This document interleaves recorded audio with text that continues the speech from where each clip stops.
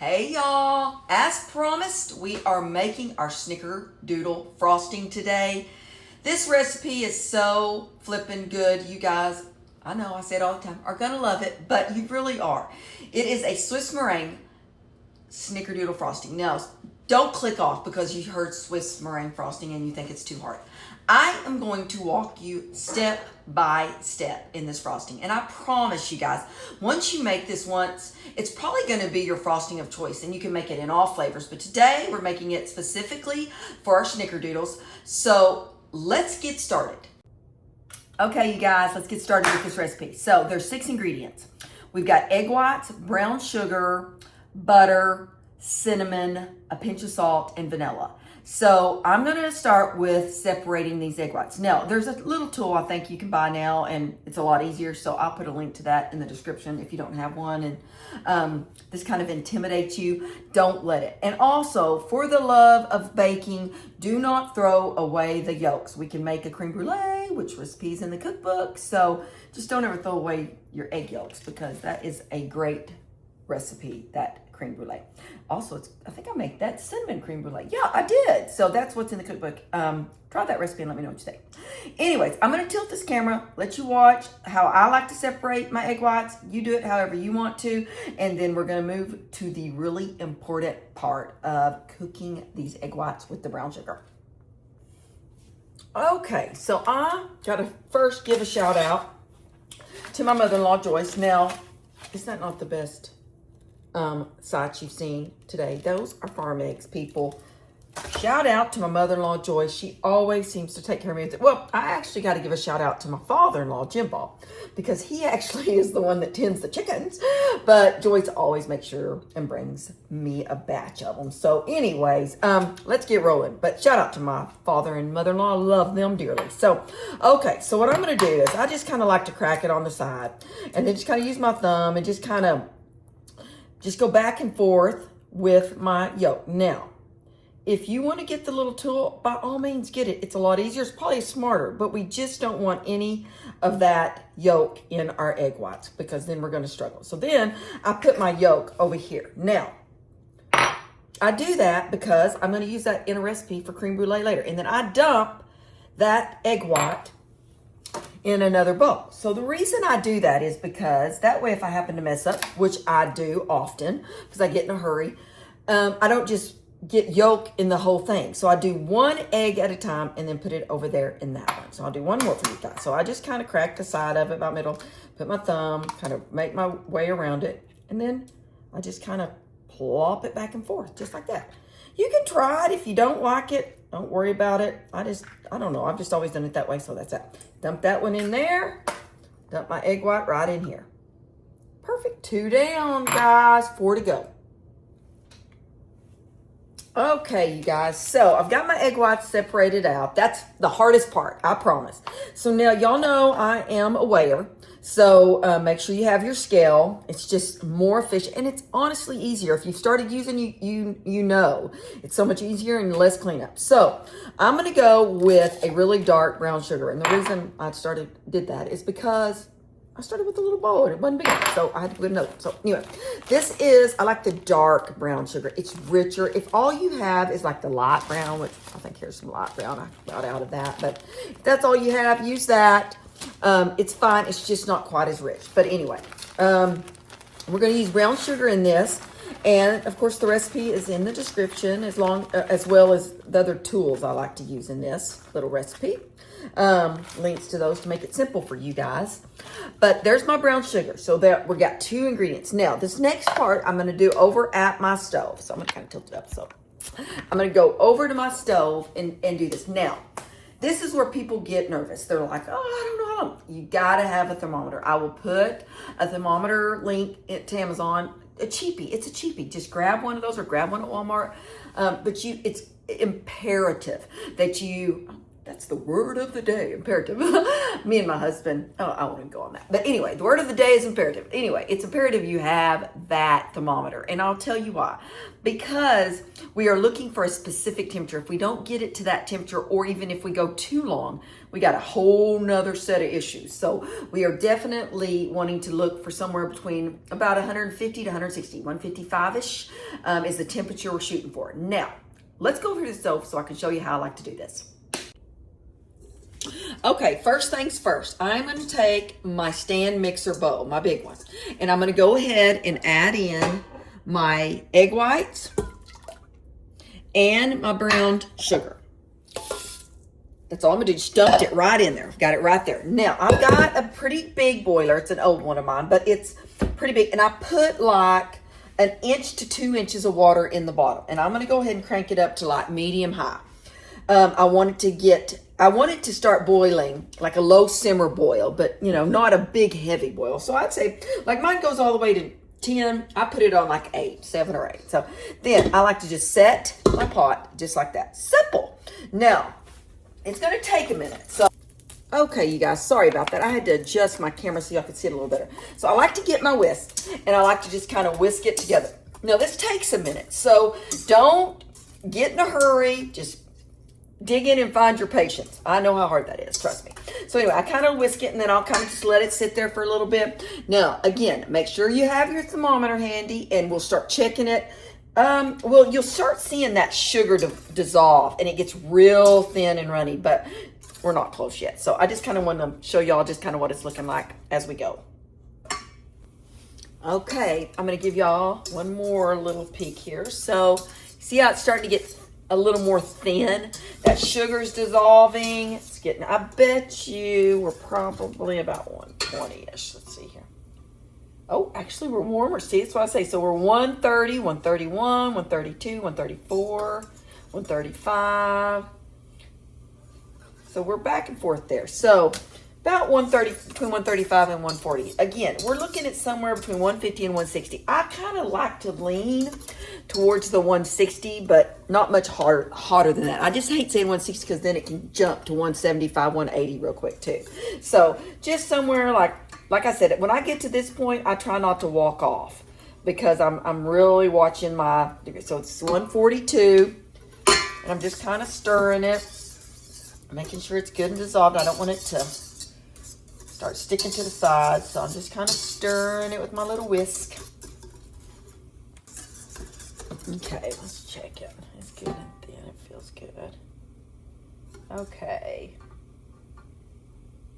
So I stayed pretty steady right there at 157. So I like that. So what I'm going to do is go ahead and turn it off. Kind of make sure it's good and stirred here. Take it off the water. Let y'all kind of look at it. See how nice and smooth it is? That just tells me the sugar is all dissolved. And we're going to have a good meringue.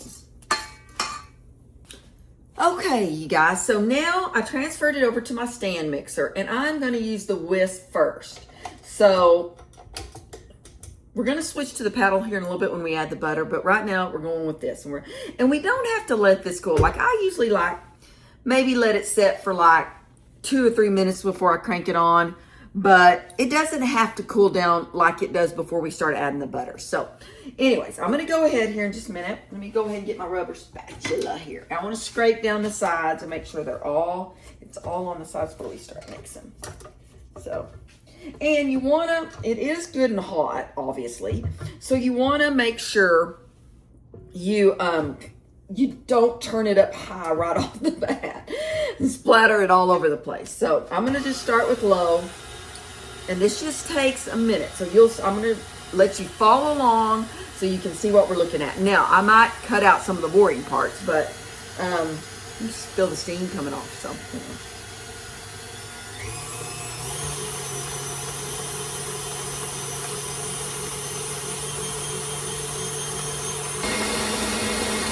So I beat it on about medium speed for maybe 2 minutes.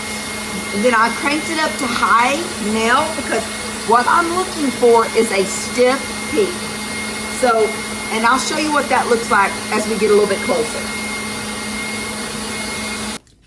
Okay, so we're at a soft peak. It's almost at a, it's still soft. It's not quite stiff, but you can kind of see how it's still a little soft. So this is where I kind of like to add, not kind of, I like to add my cinnamon.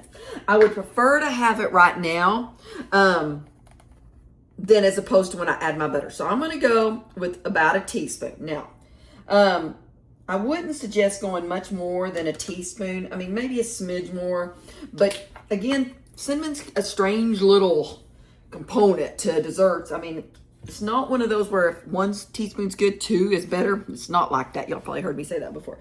But anyway, I'm going to go ahead and add it now, and then I'm going to mix it in there until I get to the stiff peak, and I will show y'all again what that looks like. So just go ahead and get up.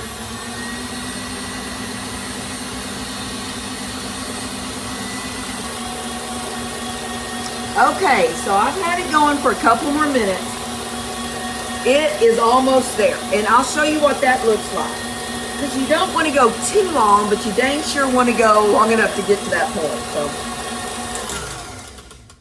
as you can tell, oh yeah. So let me kind of, when you put your spatula in there, you see how that's a stiff peak. It won't even come off. It's nice and creamy, and you guys, this is my favorite time. Oh my gosh.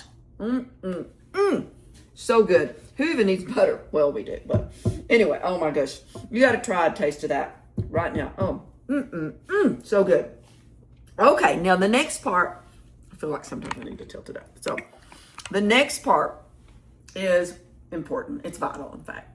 So this is the hardest part. We've got to let this cool down completely. We want it good and chilled, not necessarily put in the refrigerator.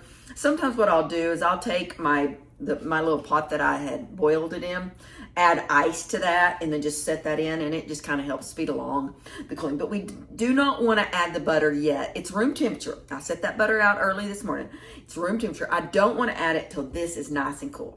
So that's going to take a little bit of time. So I'm going to do that now, and then we'll be back in just a minute to show you how we finish this frosting. Okay, you guys, before I start adding the room temperature butter, I wanted to show you, I use this kind of butter. I like this European butter for frosting. Now, I'm not saying you have to use it in all recipes, but I do like a good quality butter for this frosting. So just FYI on that. So I have had my bowl of frosting, and I've taken like 30 licks. I love this. I love the taste of this. I don't even know why I'm adding butter. But anyway, I just kept it in some ice for a while. Now, I've changed it to my paddle, and don't judge, y'all. Y'all can see I've ordered a new one, so don't judge. I've got one coming. So, I'm sorry, I've got all. Okay, so what I'm going to do here is let me get my locked down. Okay, and I'm going to use my paddle. Now, I'm going to grab my butter. Hold on one second. Coming back. Don't leave. All right, I've already cut my butter up into little tablespoons. So, this is like, I want to say, I've got the measurements exactly on weight, but I think it's like 3 sticks. Now, I will tell y'all, sometimes I just like 2 sticks. I'm not a huge, heavy butter flavor in my frosting. I know it's buttercream, but sometimes a little is too much. So anyway, but today I'm going to go with 3. And I'm just going to turn on my mixer to like kind of a low and just add 1 tablespoon at a time. Now, there's all sorts of transformations during this process. Could kind of look like it curdles a little bit. Sometimes it doesn't. Sometimes it does. But you just keep mixing. Now, worst case scenario, if you never can get a good texture again or a good fluffy frosting, refrigerate it for a minute. It means your butter was probably a little bit too warm. So, or too soft. Sorry, not warm, but soft. Anyway. But anyway, I'm just going to add this. I'm going to keep it on this speed for a while. And it takes some time, you guys. You can already tell it's already kind of dissolving a little bit and deflating. Look, it looks kind of deflated. That is normal. So normal. Don't want y'all to panic and go, it's ruined. It's not. You can't hardly really ruin it. You just have to get it cold again so that butter gets firmer. And then you got to get frosting. But we're fine. We're fine. So I'm just going to keep adding my butter. I'm going to keep doing this. Then I'm going to let it beat. I'm going to crank it up a little bit after I get the rest of the butter added. I'm going to beat it I'm going to add my pinch of salt. I think I told y'all what the guy that I follow it on salt, he said, you know, if you don't put in the pinch of salt, you are not going to have the burst of flavor. So that's what that salt, little pinch of salt does. So I'll do that, and then I'll put in some vanilla, and then I'm going to crank it up on high, and we'll kind of watch the transformation, you guys.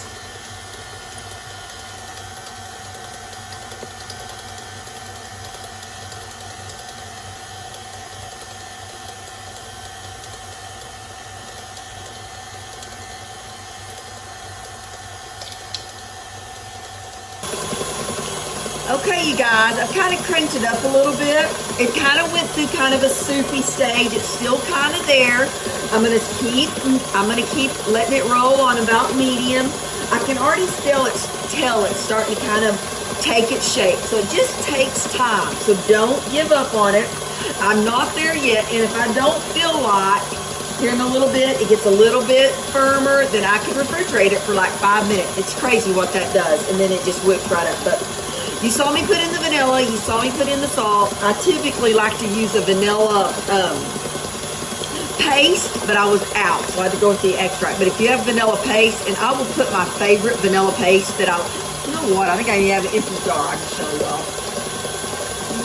No, I don't have to. Anyway, I'll put it in the links. I love a vanilla paste. It makes all the difference. And if I don't have the vanilla paste, then I like to use my Dominican vanilla, but I am running so low. I've only got like, look, all I have left, just barely of that. This is my favorite. I gotta go back to Dominican. Oh, I can tell it's kind of starting to take its shape. So anyway, you guys, just give it time. Don't give up on it. And I'll show you what we're looking for. I promise. I won't leave you until you see what we like. I will show you now. Let me show you now kind of where we're at on it. So see, it's just kind of soup. It's just kind of, I don't know. It's just almost looks watered down. But that's okay. It's fine. That's normal. I'm just going to put it back on. Keep whipping it. Okay, I want to show y'all the next step it took. So you can tell, already. See it starting to form. It's a lot thicker now. Yep, we're getting there. Now we want to just whip it now until it gets nice and smooth. And by the way, you guys, you got to taste it right now. That is why we add the butter. Oh, so good. Oh my goodness, you guys. I promise y'all, if you will just stick with this and make this, oh, it's shining. Oh, yeah. You will probably never use powdered sugar again. I don't know if y'all can see how nice and, oh my goodness. It's so scrumptious. It's delicious. It's just delicious. I like to scrape down the sides a couple of times. I'm fixing to frost one of these little babies up. Let y'all see how it looks. Oh my gosh. I love it. Love it. I love it. Let me know what you think in the comments, you guys. Okay, you guys, this honestly could be my #1 frosting. I forget how good it is. I just grabbed like some disposable, I think that's like a, I'm not sure what tip that is. Anyway, they're disposable. That's one, every now and then I like to use those just because convenience and fast. But you guys, unbelievably good. I could just sit here, I'm telling y'all, and just eat it. It's so good. Snickerdoodle frosting, you guys, so yummy. Let me just show you. This is a Snickerdoodle cupcake with Snickerdoodle frosting. And when you bust it open, you see little bites of cinnamon sugar in there. You see them? Oh, well, that's okay. I can still eat it. Hope y'all enjoyed. Oh. Yum.